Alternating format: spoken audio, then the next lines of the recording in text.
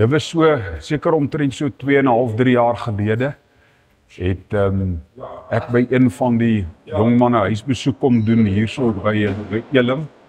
En toe ek vir ons wou lees en bid, toe hy 3 van sy vriende nader geroep.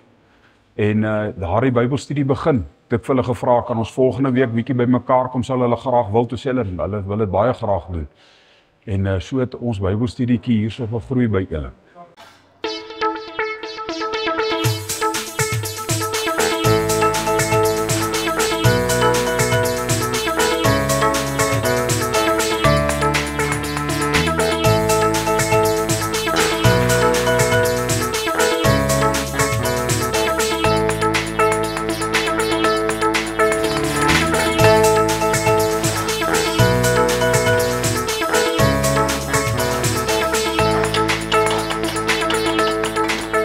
Wat vir my wonderlik is dat hierdie jong manne beoefen 'n bepaalde gehoorsaamheid op 'n baie fisiese en liggaamlike manier.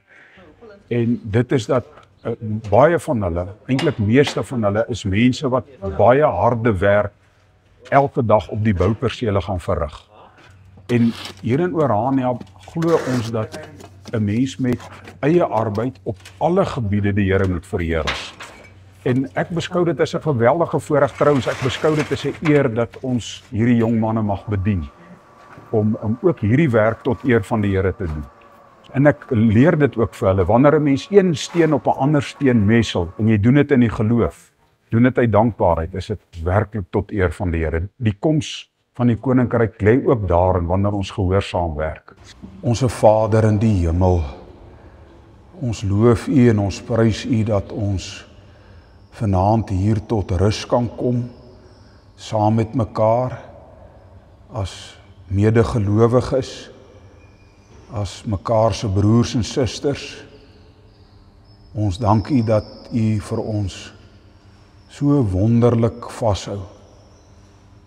U het ons die rykste van alle mense gemaak, want U het ons U seun gegee.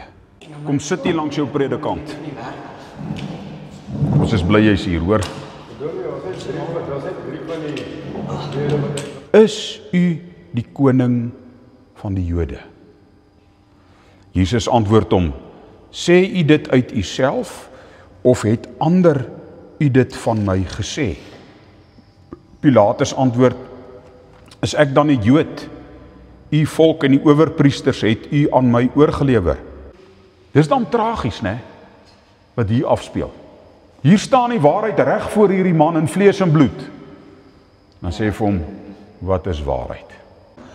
Die Here vestig sy koninkryk deurdat hy mense sy volgelinge maak of sy disippels maak. Hoe doen hy dit? Deur die woord.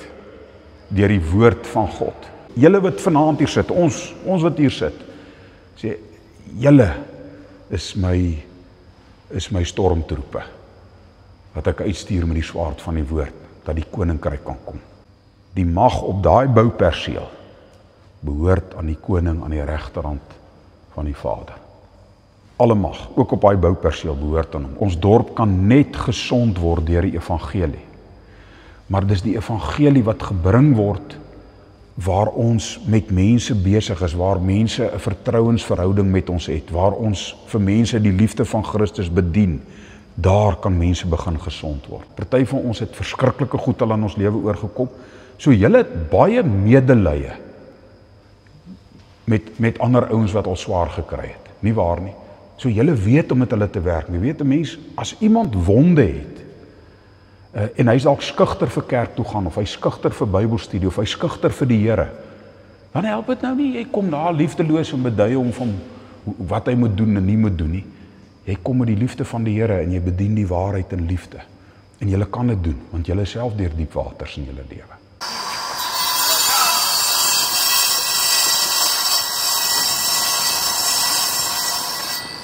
Dis maar iets wat my te binne geskiet het, as 'n mens dink, as jy na hierdie hande kyk, en ek kyk nou na my eie hande, ek doen nie veel met my hande nie, en ek het eendag toe het ek iemand gegroet, wat met sulke einslike groot hande, sulke groot harde hande, my handjies eintlik so toegevou het.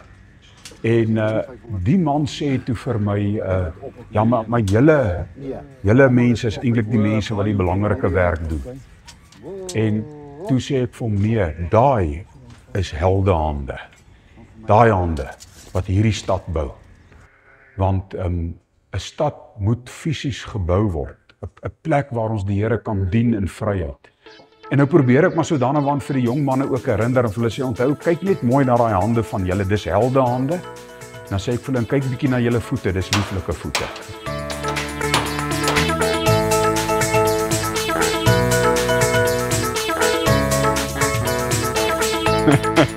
Voete wat die evangelie verkondig.